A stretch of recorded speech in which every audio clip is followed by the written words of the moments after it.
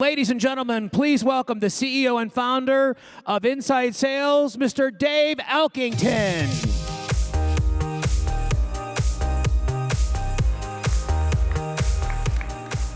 I think this is my chair, so look, I'm excited for the next guest. Who in here is interested at some point of starting your own gig? Raise your hand. So probably 30% of the room here. So our next guest, Aileen Lee, is an amazing person. She was at Kleiner Perkins forever, like since almost the beginning. She then went and founded her own company, Cowboy Ventures, and was the early money in Dollar Shave Club. You guys heard of that before? So she's going to come share, how do you raise money? What are the things that, especially that first round or maybe that second round, so that your early stage stuff. She's going to share some of her war stories, some of the cool things that she's learned. Put your hands together for Aileen. Thanks, Dave. Thanks. All right, so thank you. The first question is, why come to Silicon Slopes when there's so many events? I mean, I don't know if everybody in this room knows this. There are events in San Francisco, there's events in Silicon Valley, on the East Coast, so why come, Yeah. I mean, besides us? Well, first of all, I'm super psyched to be here. Thank you so much for having me. I'm blown away by this crowd. But I'm here because I'm excited to meet entrepreneurs here in Utah and in Salt Lake City in this area.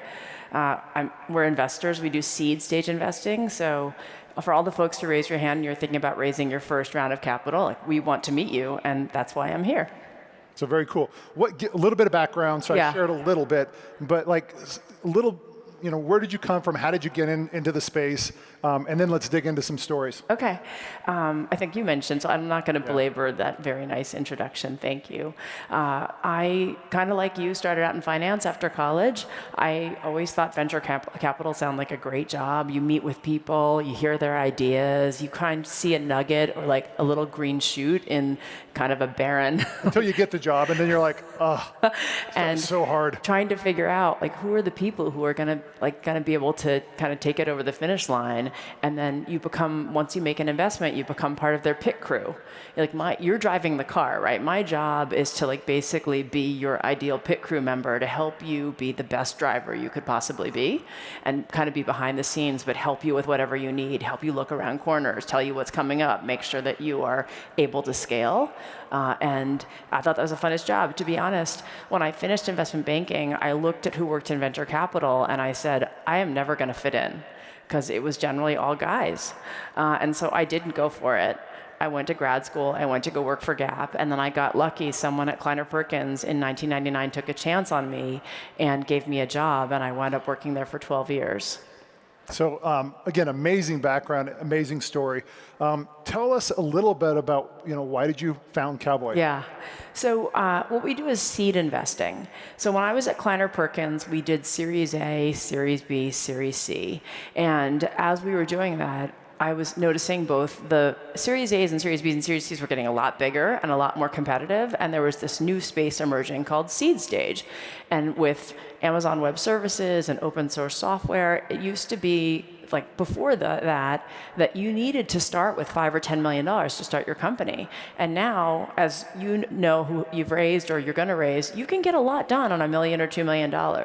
And the brands like Kleiner or Sequoia or Benchmark at kind of Series A were pretty well known, but the brands at Seed and kind of the expertise at Seed was still pretty nascent, so it felt like an area where both we could hopefully build a firm that would offer a lot of value to entrepreneurs and build a name for ourselves, and also it's kind of more fun. Yeah. It's more collaborative. We work with angel investors. Ann Miraco was on stage earlier today. We co-invest all the time. So whereas at Series A, it's even though a lot of the VCs are friendly with each other, they're kind of secretly elbows out, because one firm totally true. One firm is going to win, right? Yeah. At Seed, we always co-invest, Yeah. and because it's the riskiest time, so you want to build a team of people who are really working closely to help the founder succeed. So I want to pause for a second. Yeah. That's an interesting lesson learned. When you're putting your seed round together, you're looking for a group of people that can work together. You're not looking for a single fund. Yeah.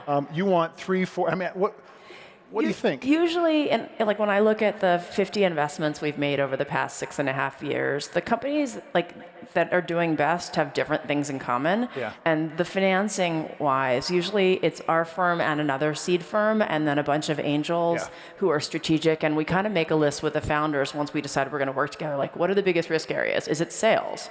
Let's go see if Dave wants to invest. Or is it marketing? Is it product? Is it machine learning and artificial intelligence? What's the stuff that we have to really be great at, and let's go get experts who can help us. Let's help put that together. So if you're doing your first round, think about putting a team together that's supportive. It's not, and look, it's easy when you don't have the money to say, look, I just need the money. But at the end of the day, you want a group of people that are going to be supportive, because when you're building your business, it's not always up and to the right. And you want people, when it's not up and to the right, to be supportive and help you build your business. And you didn't raise a seed, right? I did not raise. So we bootstrapped for the first 10 years. Wait, 10 years? 10 years. Wow, that's amazing. Ryan. That's like old-fashioned business building. Bootstrap. Josh at Omniture, it was like 12 years. So bootstrapping is hard, but boy, I would say get it going, figure it out. So Flip though, like what do you look for? So if somebody in here is pitching you, like when you see it, you're like, man, they've got something. What is that? So getting in the door is the first step, right? To be honest, a lot of VCs get a lot of pitches. We get hundreds of inbound emails every week. So it does, to be honest, help if you're in Salt Lake City and you've become friends and networked with other entrepreneurs and they know us or we've heard of them, they can send and say, hey, I've met with these founders. I've been really impressed with them. That helps because it helps us understand that you've got some hustle. That you can kind of figure out how to work angles to kind of get introductions. Well, you're going to need that forever. I'm not going to go put my neck on the line for somebody I don't trust. So if I say, hey, take a look at this gal. You're going to be like, all right, I know Dave's not going to do that unless there's something there. Yeah, exactly. And then, but we do take cold pitches and meetings and calls with people all the time where we've never met them before. I would say half of the investments we've made, half the time the product is not built yet. And so half the time it's like I've bought some Facebook ads, I've done some mocks, I've written some rudimentary code, but like I need money to actually hire more people to build out the product and ship it to customers. So the product does not have to be built, at least in our case. Half the time they've built something and some people are using it. It's not a fully fledged product. Proof of concept. It's a proof of concept. Like Dollar Shave Club, for example, when we met Michael, he had access to razors. And he basically had written, directed, and starred in this video. And he showed me the video. That was basically it. And I was like, okay, how much would you like? It's amazing, right? He shows up with some razors in a video. Yes, exactly. I love it. Yeah. So everybody's like going to go to Walmart and buy some razors. Exactly. But I think that, like, kind of to your question, I think one is a personal connection to why you're starting the company. Sometimes like one of the turnoffs is like, I know that you did this unicorn thing. I want to build $1 billion company, so I wanted to meet with you. Like that's not, building a $1 billion company is very hard and takes a very long time. Usually having like more soul around why you want to do it and knowing that it could be and that the goal is not monetary, like that you have a different motivation is something that we look for. We look for an insight into a market. We're generalists, so we invest in both enterprise and consumer companies. But usually it's a founder who either was in a market or is looking outside a market and sees problems with the market, and they can kind of explain in a very compelling way why, what they're going to do is going to be special and different. So, one thing when we were talking beforehand, you shared something that I loved. One warning sign is when you look at a founding team, there's an obvious challenge. Yes. Look, I love it, but share your opinion on what I was that saying team a looks like. turnoff for me, it may not be for all investors, is when the founding team, like when the team slide is all generally guys who look the same.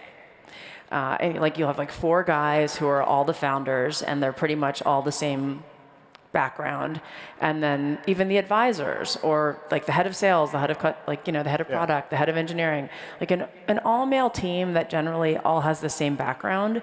It just doesn't seem like you're building the right kind of different perspectives around the table, and also that team is going to be great at recruiting different kinds of people. Now some people will come and be like, hey, I know our team is all guys and we're all white guys, and that's one of the reasons why we'd love to work with different people around our investment, like around our board tables, because we really want to build a company culture that is inclusive and diverse and has all kinds of people. We need help from that because we don't know enough of those people. So that's okay, but it's something that I think when the market for talent is more competitive than ever, you need to be able to, and also we know that having different people around a table is going to get you better decisions and build better products. Like that's an imperative, I think, to build a great company today. So I totally agree, says the 45-year-old white guy, but the challenge is if everybody on your leadership team look the same, you're going to all come up with the same ideas. And so they actually don't add any like incremental value. Yeah. What you want are people who are going to challenge what you think and come up with different ideas and think differently. Yeah. And so diversity often gets a bad rap because they think, people are like, well, there's some quota. It's not a quota thing. Companies, for you to be successful, whether you're trying to start your own company, you're building a team, you work in a team, you are successful when there's diversity of ideas. Yep. You cannot innovate with everybody thinking the same way. Absolutely. So it's very, very pragmatic. Yeah. So different question. What, you talk about when you were at the investment bank, you invest, you were a client for a long time. What pattern recognize, what are the patterns you see in successful entrepreneurs, successful executives? What do they look like? So one of the things we talked about, and I think you're probably a great example of it because you've been building and running your company for 15 years, is we look for people who are learners. So there's so much money right now that you can raise from all over the place that it used to be that we could get to know founders over the course of a month before we made an investment decision. But now it's like a lot of times founders will come and be like, hey, I just started and I have a lot of interest. So if you could decide in a week or two, that'd be great. And that's hard because you're not really getting a chance to get to know people who you're not going to be able to get divorced from, basically. And we're not getting a chance to get to know you. But one of the things we look for quickly is, are you a learner? What have you figured out since you came up with this idea? How realistic are you about how hard it's going to be, about what could go wrong, and what have you done to try and figure out how you can overcome those risks? Yeah. Or if you didn't know how to sell something before, if you didn't know how to build something before, if you didn't know how to hire someone before, what have you shown with no money that you are a person who figures stuff out? So I love that. And whenever Inside Sales, and when we grow like crazy, it's because we're super adaptive, we learn. When I get arrogant and think I know everything, sure enough, we slow down a little bit, and then I get humbled, and then we begin to grow. My favorite technique is I love taking people to lunch and learning from them. Because people love to share. So little trick, go invite somebody to lunch that you want to learn from. Say, look, I'm buying lunch, let's go to Bajío's or whatever, and just bring a notepad and just say, what would you do differently? Here's what I'm thinking. And you don't have to be starting a company, just anything. People love to share their lessons learned. I think that's actually one of the things, asking people that you don't know to lunch or to grab a coffee or something is one of the things that may have saved my job when I was at Kleiner. When I was at Kleiner, there were a lot of big personalities, the partners who are kind of famous partners. And there's one partner who, I don't think he really liked me very much. And I don't think he thought that I added that much value. And I was working with one of our portfolio companies, Bloom Energy. That's a fuel cell company. And fuel cells are going to be hard. And so I was just thinking about how can I help this company? And so I made a list of all the companies in the space that had failed or had a hard time, and I just started cold calling the CEOs and asked if I could take them for coffee. And I interviewed them. And I wrote up all my interviews in a little memo, and I sent them to the CEO of the company. I was like, hey, I was thinking about, as we think about going to market, and packaging and pricing and selling and service and operations, all the things that could go wrong, and I just put together this thing for you to try and help avoid some of the problems at companies in the past. And the CEO sent it to the partner who didn't like me, and it was look at this thing that she did for me. It's amazing. I'd never asked for this. And then that partner called the partner that I was working with, because I was an associate, and I was like, Aileen, I didn't think she was so smart before, but I think maybe I should rethink my assessment. Right, and super risky though. Yeah. That's super risky, and so I love that. Kind of lower your pride down a little bit and just try stuff. I think we all can do more than we trust ourselves to do. And that people are more willing to help than you think. For sure. Right? And look, you're gonna ask somebody to go to lunch. Now I'm gonna have like 20,000 people want to go to lunch. So I will not have to buy lunch for the next 5 years, or no one actually cares. But you're gonna get shot down by some people. But so what? Yeah, that's right. It doesn't matter. Like, yeah, that's how these companies are built. Everybody has like taken risk, lowered their pride, tried things that they don't know how to do. So if you're gonna give 3 pieces of advice, or to the group here, whether you're trying to start your own thing, you're trying to kickstart your current role, like give 2 or 3 pieces of advice to the group here. Well, I think first of all, there's never been a better time to build a company in Utah. And I don't know if I have 3 good ones, but for a long time, Silicon Valley has been the center of the tech, kind of the entrepreneurial. And I think Silicon Valley, there have so many companies have been built there. There are also so many companies that have gone public or are about to go public. There's an article today about how many new millionaires are going to be created when Uber and Lyft and Airbnb and Pinterest and all these other companies go public. And there's going to be a lot of people who don't have the hunger to actually, and apartments are going to get even more expensive. Houses are going to get even more expensive. Like if we thought it was bad to try and basically hire people to work for a fraction of what Google or Facebook would pay you, like last year in Silicon Valley, in 3 years it's going to be insanely impossible.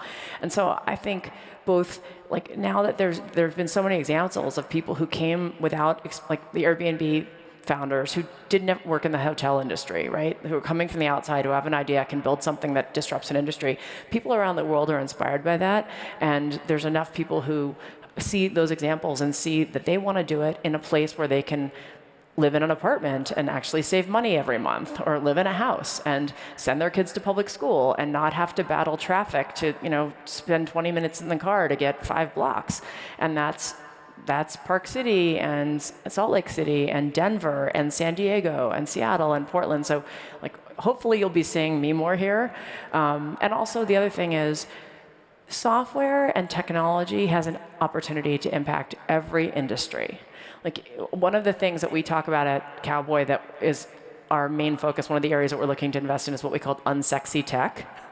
There have been a lot of consumer things or front-end things that users see that are kind of like the sexy industries or the sexy products, but whether you're in healthcare or education or sales or operations or supply chain, like there are still so many businesses that have never gotten good software. And those are all huge markets that are ready now because people have had iPhones for a decade. All the people who work in that company want great software. And so there's opportunity to build what we call unsexy tech in all kind of markets. And I think investors are more receptive to coming here, to not telling you to have to move, but to stay here and build a great company here, and in an industry that maybe didn't seem like an exciting one in the past, like more than ever. All right, so look, I think we're out of time. Tons of good lessons learned. She's amazingly approachable. So reach out if you have ideas, if you have questions, pitch your idea. You're all now personally connected, Aileen. Guys, give her a hand. Amazing. Thank you so much for having me. Ladies Thanks and for being gentlemen, here. big round of applause again for Aileen and Dave. Thank you both for being here at Silicon Slopes Tech Summit.